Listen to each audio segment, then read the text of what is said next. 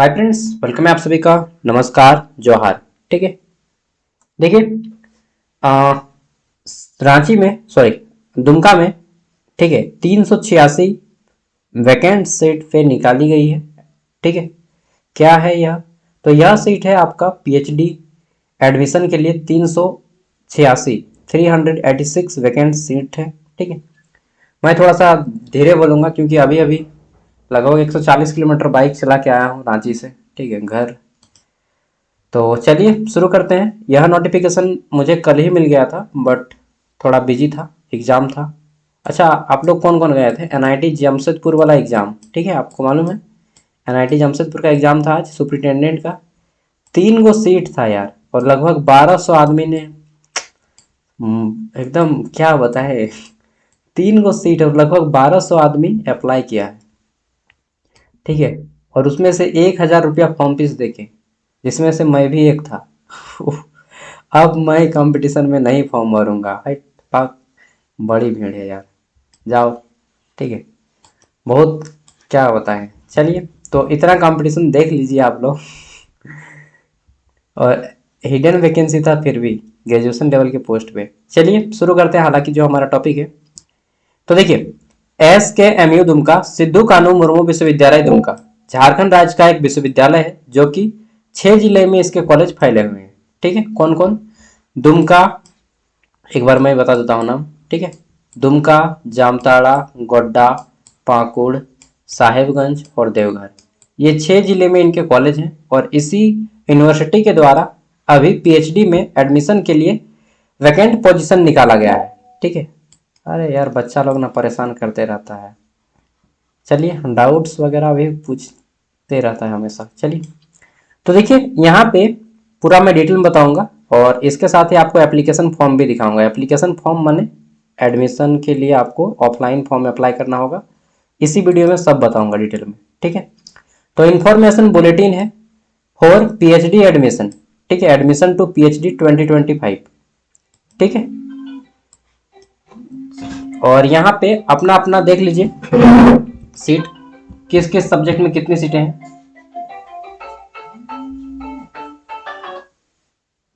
क्या बोला? चलिए यार, परेशान हो जाते हैं। जस्ट आया हूँ फ्रेश होके और आप लोग के वीडियो के ऊपर लग गया। ठीक है, तो बंगाली में 20 सीटें हैं, बॉटनी में 25 सीट है, केमिस्ट्री में 13 है, कॉमर्स में एक वो है, आए only 1 seat. Yes, only 1 seat, और वो भी जो है, अच्छा, जनरल से, सॉरी। ठीक है, इकोनॉमिक्स में 25 है, इंग्लिश में 29 है, हिंदी में 31 है, हिस्ट्री में 37 है, मैथ में 8 है, फिलोसफी में बहुत ज़्यादा है, कितना? 49, फिजिक्स में 31 है, पॉलिटिकल साइंस में 41 है। ठीक है, वहीं साइकोलॉजी में 31 है, संस्कृत में 15 है, संथाली में 7 है, सोशियोलॉजी में 6, उर्दू में आपका 8 है, एंड जूलॉजी में 9 है। ठीक है, अच्छा, देख लीजिएगा अपना अपना category, SC, ST, BC1, BC2, EWS और UR, यानी कि अनरिजर्व। ठीक है, जिसको जनरल के नाम से भी जानते हैं। तो सब का देख लिए। अब यहाँ पे बोल दिया गया है कि ये जो रिजर्वेशन पॉलिसी लगाया गया है, यह झारखंड गवर्नमेंट के अकॉर्डिंग लगाया गया है। और दूसरे नंबर पे बोला गया है कि सीट मैट्रिक्स जो दिया गया है, इन केस फ्यूचर में कुछ हो सकता है ऐसा, तो ये चेंज करने का पूरा पूरा राइट, अधिकार यूनिवर्सिटी को है। ठीक है, इंपॉर्टेंट डेट्स देख लेते हैं। तो फॉर्म भरने का जो डेट है यहाँ पे 25 अगस्त, यानी कि आज से शुरू है। ठीक है, वहीं लास्ट डेट कब है फॉर्म अप्लाई करने का? तो 20 सितंबर अप्लाई करने का लास्ट डेट है। 20 सितंबर, यस, नेक्स्ट मंथ 20 सितंबर अप्लाई करने का लास्ट डेट है। वहीं पे आपका एलिजिबल कैंडिडेट का लिस्ट कब जारी किया जाएगा? तो सेकेंड वीक ऑफ अक्टूबर, अक्टूबर के दूसरे सप्ताह में जो है इसका लिस्ट जारी किया गया कि किसको किसको एलिजिबल है पीएचडी के लिए। ठीक है, फिर आपका इंटरव्यू होगा, मतलब पीएचडी के लिए नहीं, इंटरव्यू के लिए एलिजिबल कैंडिडेट का लिस्ट निकाला जाएगा। देन इंटरव्यू होगा थर्ड वीक ऑफ अक्टूबर में, यानी कि अक्टूबर के तीसरे महीने में आपका इंटरव्यू शुरू हो जाएगा। ठीक है, और रिजल्ट कब जारी किया जाएगा वो नहीं बताया गया है। ठीक है, आई थिंक नवंबर तक रिजल्ट जारी कर देना चाहिए, और आप लोग का क्लासेस जो है वो आपका जनवरी सेशन से स्टार्ट हो जाएगा। ठीक है, आई थिंक जनवरी या दिसंबर से स्टार्ट हो जाएगा। एलिजिबिलिटी क्राइटेरिया क्या है और कौन कौन अप्लाई कर सकते हैं। अच्छा, आप लोगों को एक बड़ा प्रॉब्लम मतलब माइंड में चलता रहता है, क्या हम यहाँ पे एडमिशन लेंगे तो क्या हमें जेआरएफ का अमाउंट मिलेगा, जूनियर रिसर्च फेलोशिप का अमाउंट मिलेगा? बिल्कुल मिलेगा। If you are qualify JRF then you are also eligible for JRF amount. ठीक है, आपको जूनियर रिसर्च फेलोशिप भी मिलेगा, सीनियर रिसर्च फेलोशिप भी मिलेगा। ठीक है, लेकिन क्वालिटी ऑफ एजुकेशन की गारंटी मैं नहीं बता पाऊंगा इसमें, क्योंकि ठीक है यूनिवर्सिटी है और इतना स्टेट गवर्नमेंट यूनिवर्सिटी है। ठीक है, चलिए जो भी है मतलब ठीक ठाक है, खराब नहीं बोल सकते हैं। नेक्स्ट है हमारा यहाँ पे, the applicant must have a master degree. ठीक है, मास्टर डिग्री होना चाहिए आपके पास विथ एटलीस्ट 55% आपका आया हो। ठीक है, उतना आप लाए हो, पहला क्राइटेरिया ये है। एंड ठीक है, इसके साथ ही दूसरा नंबर ये बात है कि मास्टर आप 55% के साथ हैं। ठीक है, मान लीजिए आपका 60% है पीजी में, लेकिन आपको या तो जेआरएफ क्वालिफाई करना है या फिर नेट क्वालिफाई करना है। ठीक है, या फिर नेट ओनली पीएचडी या गेट। ठीक है, गेट जो इंजीनियरिंग वगैरह में होता है, या फिर जेट। ठीक है, झारखंड एलिजिबिलिटी टेस्ट जो कि जेपीएससी की कंडक्ट करवाती है। ठीक है, तो इनमें से कोई एक एग्जाम अगर आप क्वालिफाई किए हैं तभी आप एलिजिबल हैं, अदरवाइज आप एलिजिबल नहीं हैं। Conducted by NTA national testing agency, IISc, IIT and JPSC. Okay, तो अगर आप केवल मास्टर किए 55% के साथ तो आप एलिजिबल नहीं है, आपको ये भी कोई एक एग्जाम क्वालिफाई करना होगा। ठीक है, तो अगर आप क्वालिफाइड हो जाते हैं इस बार भी जुलाई सेशन में तो भी आप एलिजिबल हो जाएंगे। ठीक है, जिनका रिजल्ट नहीं आया है वेट कर लीजिए, रिजल्ट अगर आ जाता है तो आप अप्लाई कर दीजिएगा।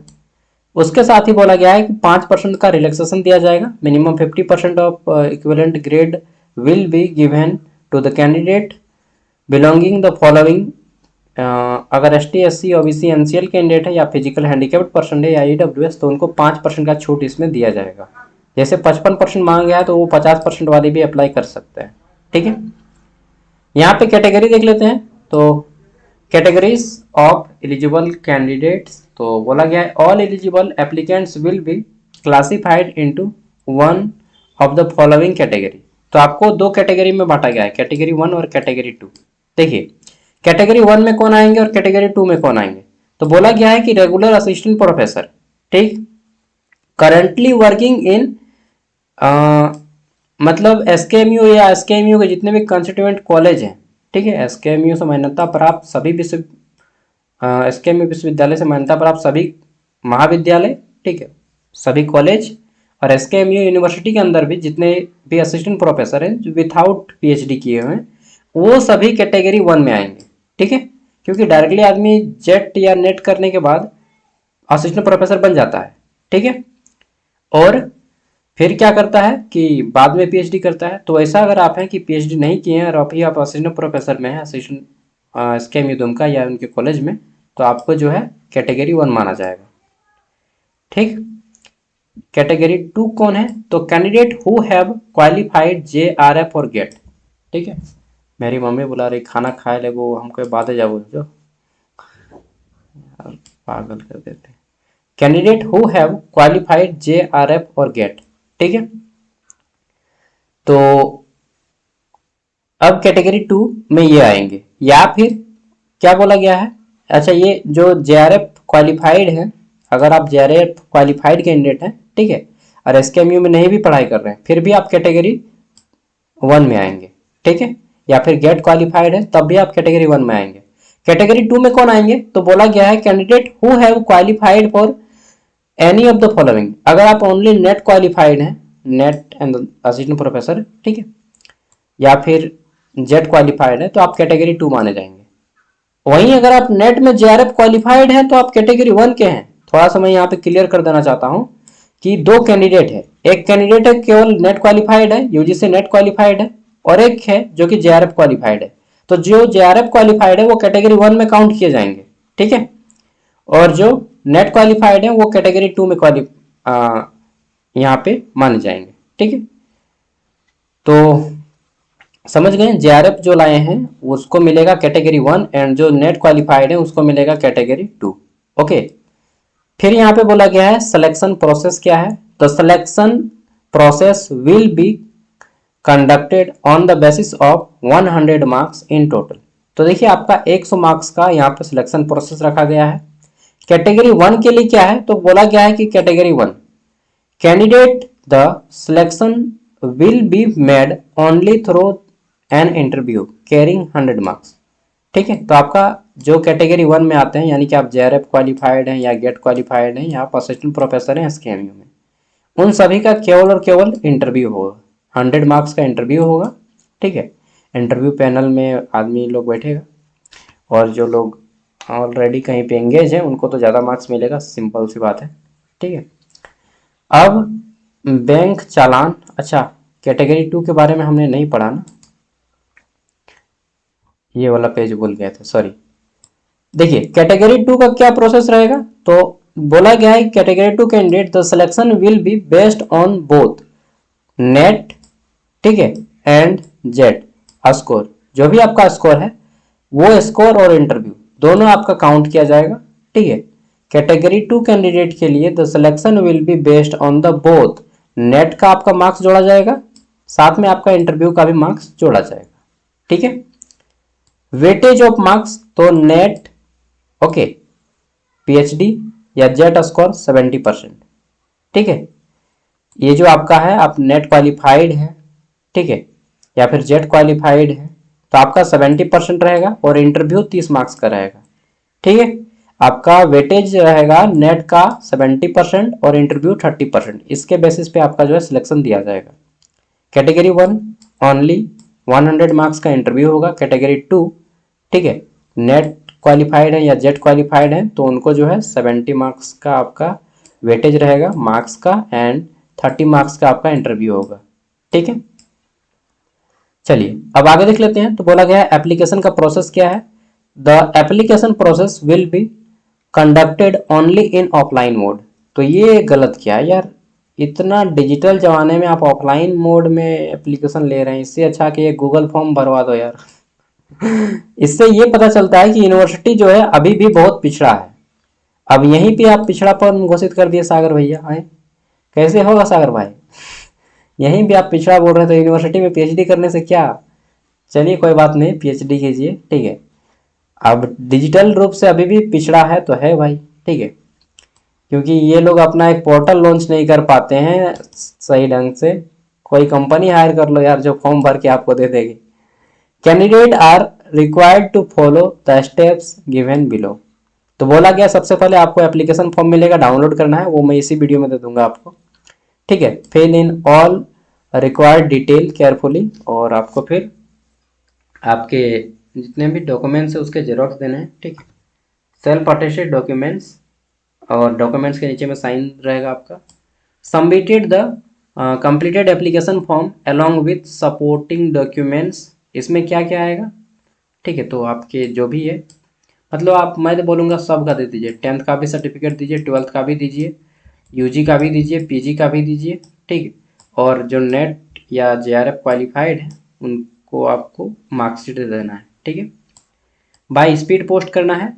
ठीक है, या फिर बाय हैंड भी आप यूनिवर्सिटी पहुंचा सकते हैं दुमका जा करके, by hand submission at designated counter during 11 AM to 4 PM on any working day. On working day लिखा है, working days, any working days लिखना चाहिए यार, चलिए जो भी है।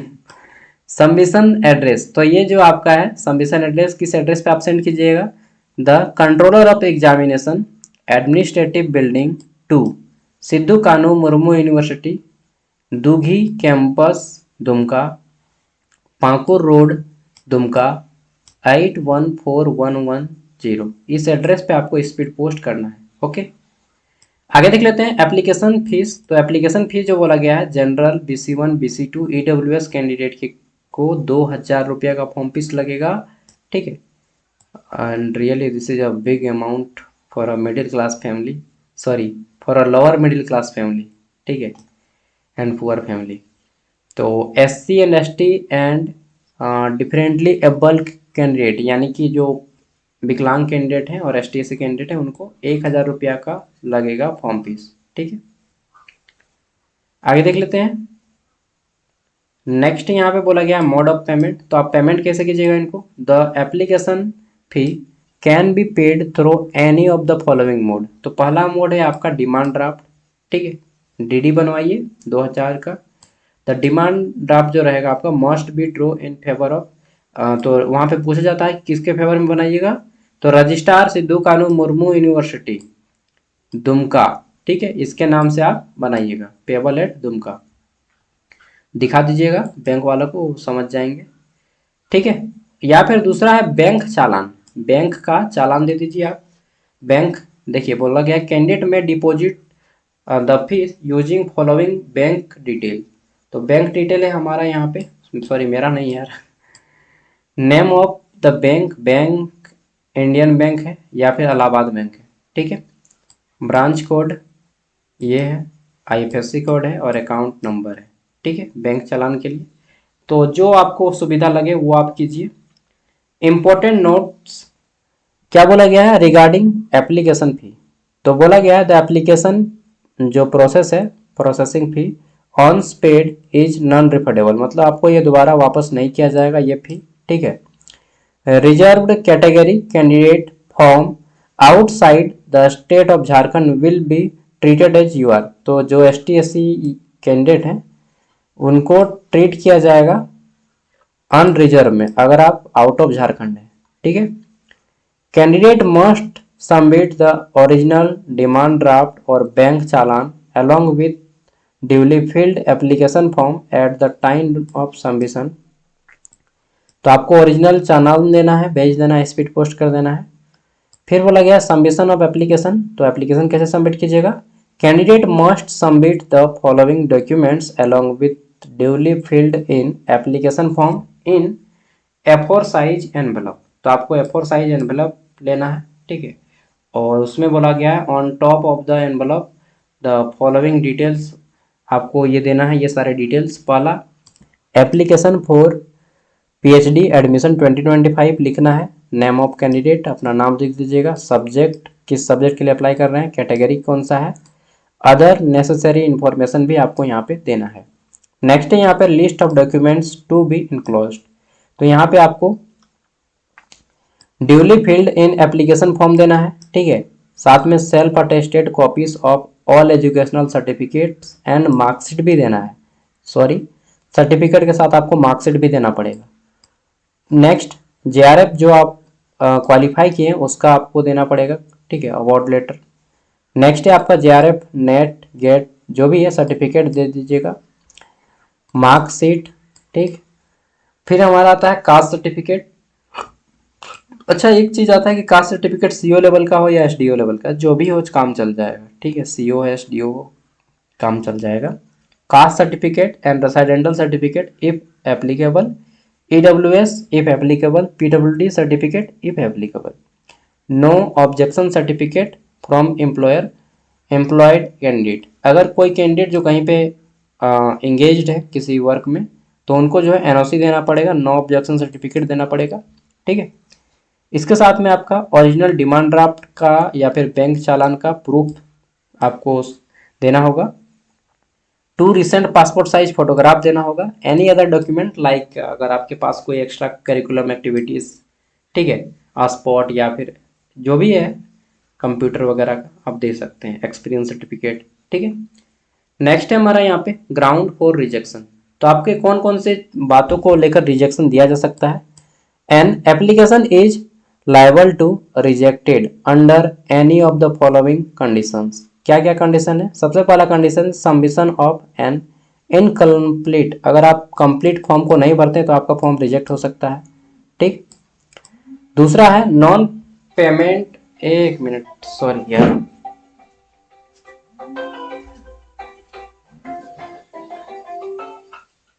दस मिनट रुक न जाएगा नहीं खबर गया, हम काम कर लग रहा है बुझले, काम काम कर जब आपने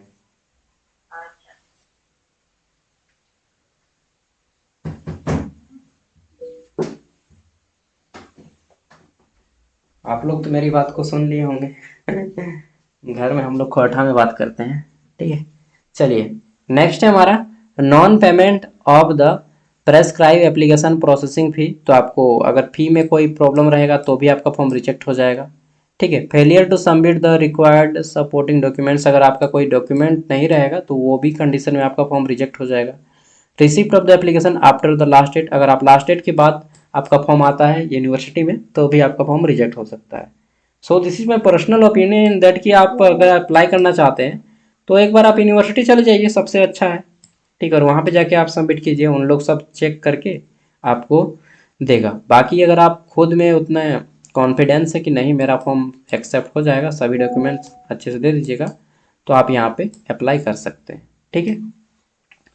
जनरल इंस्ट्रक्शन दिया गया है एंड इम्पोर्टेंट्स इंफॉर्मेशन। तो कितना बड़ा है यार, बहुत बड़ा है, पढ़ेंगे क्या, सब में काफ़ी ज़्यादा टाइम लग जाएगा। बोला गया है यहाँ पे if no eligible candidate is available in reserve category, अगर रिजर्व कैटेगरी से नहीं मिलता है candidate, the vacant seat will be filled in accordance with the provision of, ये क्या है, संकल्प of the government of Jharkhand, ये under regarding admission and reservation policy. मतलब नहीं मिलेगा तो हमको लगता है ये जनरल से फिलअप किया जाएगा, अगर रिजर्वेशन कैटेगरी से उतना सीट फुल नहीं होता है तो। Reservation will be implemented strictly as per the rules of the government of Jharkhand, ठीक है। तो रिजर्वेशन पॉलिसी झारखंड गवर्नमेंट का यहाँ पे लगाया जाएगा, ठीक है। अरे भाई पागल कर देता है, सच बता रहा है, स्टूडेंट लोग ना पागल कर देता है। कैंडिडेट बिलोंग, चलिए नेक्स्ट है candidate belonging to BC1 BC2 category must submit a valid, कहाँ गया, सर्टिफिकेट। तो आपको सब सर्टिफिकेट एक्यूरेट देना है। कैंडिडेट अप्लाइंग अंडर इकोनॉमिकली, अगर EWS है तो आपको ये EWS सर्टिफिकेट देना पड़ेगा, ठीक है। और यहाँ पे एक चीज़ बोला गया है कि आप जो ST SC OBC सर्टिफिकेट दीजिएगा वो गवर्नमेंट ऑफ झारखंड यानी कि CO लेवल का दीजिएगा तो ज़्यादा बेटर रहेगा, ठीक है। नेक्स्ट है the university reserve the right to revise the number of seats and discipline at stage of the admission. वो तो यूनिवर्सिटी के पास सब कुछ रिजर्व है कि इस वैकेंसी को, सॉरी ये जो एडमिशन वैकेंट सीट है इसको रिजेक्ट भी कर सकती है, सीट की संख्या घटा या बढ़ा सकती है। The detailed admission scheduled publication of the list of candidates eligible for interview, date of interview, ठीक है, will be notified time to time the university website. तो इन फ्यूचर जो भी इनका नोटिस आएगा यूनिवर्सिटी वेबसाइट पे आएगा एंड मैं आपको हेल्प करूंगा इन सब के बारे में। No TADA will be provided candidate, तो इंटरव्यू के लिए कोई आपका ट्रेवल अलाउंसेस या डियरनेंस अलाउंसेस नहीं दिया जाएगा, ठीक है। Grievance related to PhD admission will be addressed by the department research committee, DRC, department research committee, ठीक है, ऑफ द रिस्पेक्टिव डिपार्टमेंट। तो जो भी है तो डिपार्टमेंट में जा करके बताना होगा इनको। The university reservation to right change modify the admission scheduled if necessary, तो ज़रूरत होता है तो ये लोग चेंज भी कर सकते हैं। ये फॉर्म है, फॉर्म को मैं वीडियो के डिस्क्रिप्शन में दे दूंगा, ठीक है। यहाँ से आप इसको डाउनलोड करके फॉर्म को फिलअप कर लीजिएगा, बहुत आसान सा फॉर्म है। नाम है, फादर नेम है, मदर है, डेट ऑफ बर्थ है, जेंडर है, ठीक है, कैटेगरी है। फिर आपको यहाँ पे मैरिटल स्टेटस बताना है। हमको जहाँ तक लगता है मैक्सिमम लोग अनमेरिड होंगे, गर्ल्स लोग सब मैरिड होगी। नेशनैलिटी आपको बताना है, 10th बोर्ड का नाम बताना है, जैक बोर्ड जो भी आपका CBSE ICSE, 10th 12th फिर UG फिर PG है, फिर आप MPhil अगर कोई किए हैं तो, हालांकि आजकल तो बहुत कम रेयरली होता है, ठीक है। नहीं किए हैं तो छोड़ दीजिएगा। अच्छा एक पेज हम इसके आगे बढ़ गए ना, 7 उसके बाद, अरे यार ये पेज नंबर 8 तो नहीं आ रहा है, आ गया। फिर आपको यहाँ पे JRF या गेट, ठीक है, ईयर ऑफ पासिंग बता देना है, कब पास किए हैं, सब्जेक्ट कौन सा है, मार्क्स कितना लाए हैं, ठीक है, परसेंटेज कितना बन रहा है, सर्टिफिकेट नंबर बता देना है या अवार्ड नंबर, ठीक है। नेट, ये JRF और गेट के लिए है, जो लोग नेट क्वालिफाइड हैं वो लोग नीचे में मेंशन कीजिएगा, ठीक है। चलिए आगे देख लेते हैं। तो तीसरा पॉइंट है आपका एम्प्लॉयमेंट डिटेल इफ एनी, तो जो लोग एम्प्लॉयमेंट हैं पहले से उनको ये फिलअप करना है, नहीं है तो छोड़ देना है। कॉन्टैक्ट डिटेल देना है, ठीक है, यहाँ पे आपको। तो कॉन्टैक्ट डिटेल में सबसे पहले अपना एड्रेस लिखिएगा, विलेज, पोस्ट ऑफिस और पुलिस स्टेशन, फिर डिस्ट्रिक्ट का नाम, state, pin code, mobile number, email ID, ठीक है। परमानेंट एड्रेस अगर सब कुछ सेम एज एबव, तो बस इस पर टिक लगा दीजिए और छोड़ दीजिए। अगर अलग है तो फिर आपको फिलअप करना पड़ेगा। पेमेंट डिटेल में एप्लीकेशन फी अमाउंट देना है, मोड ऑफ पेमेंट बताना है, ठीक है, ऑफलाइन ही रहेगा mode of payment. Demand draft या बैंक चालान जो भी है यहाँ पे बता देना है, डिमांड ड्राफ्ट है या बैंक चालान है, मतलब इधर लिखना होगा, ठीक है।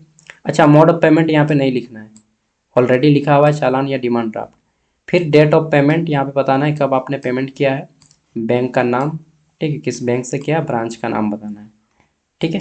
अब आता है लास्ट पेज, 6 नंबर, क्या क्या सर्टिफिकेट यहाँ पे आपको देने होंगे। 10th certificate date of birth proof के लिए, UG and PG marksheet and certificate दोनों देना पड़ेगा, ठीक है। 12th का तो मांगा ही नहीं है, फिर भी आप दे दीजिएगा तो अच्छा रहेगा। कास्ट सर्टिफिकेट दे दीजिएगा, ठीक है, category certificate. PH physical handicapped जो पर्सन है उनके लिए, ठीक है। NET JET GATE certificate, JRF award letter, ठीक है, NET JET GATE marksheet, NOC from employer, ठीक है, तो नो ऑब्जेक्शन सर्टिफिकेट देना है जो लोग एम्प्लॉयर हैं। आधार कार्ड का कॉपी देना है, डिमांड ड्राफ्ट और बैंक चालान ओरिजिनल देना है, ये चीज़ आपको, ठीक है। डिक्लेरेशन कि आप सब कुछ पढ़ लिए हैं, उसके बाद ही ये चीज़ आप फॉर्म को फिलअप कर रहे हैं। डेट बता देना है, प्लस मार दीजिएगा, अपने डिस्ट्रिक्ट का नाम, फुल नेम, ठीक है, सिग्नेचर ऑफ द एप्लीकेंट। उसके बाद आपको स्पीड पोस्ट कर देना है, सबको इनवेलप में एक साथ इन पिनअप कर दीजिएगा और सेंड कर दीजिएगा, ओके। सिलेबस क्या रहेगा, तो रिटन एग्जाम तो होगा नहीं, तो सिलेबस की तो कोई बात ही नहीं आती है आपके, फिर भी आपको आपका स्पेसिफिक सब्जेक्ट से इंटरव्यू में क्वेश्चन पूछा जाएगा, ठीक है। टीचिंग एप्टीट्यूड से बहुत कम क्वेश्चन रहेगा, मैक्सिमम क्वेश्चन आपके सब्जेक्ट से रहेगा, ठीक है। चलिए, आई होप कि इस वीडियो को देख के आपको काफ़ी चीज़ें नॉलेज में मिली होंगी, एंड इसी तरह से इन फ्यूचर जब भी आएगा हायर एजुकेशन से रिलेटेड वैकेंसीज अपडेट, मतलब ऑल झारखंड का वैकेंसी अपडेट यहाँ पे आपको प्रोवाइड किया जाएगा। ओके दोस्तों, bye, thank you, take care, all the best. Movie में जाऊँगा, खाऊँगा, पीऊँगा, सोऊंगा।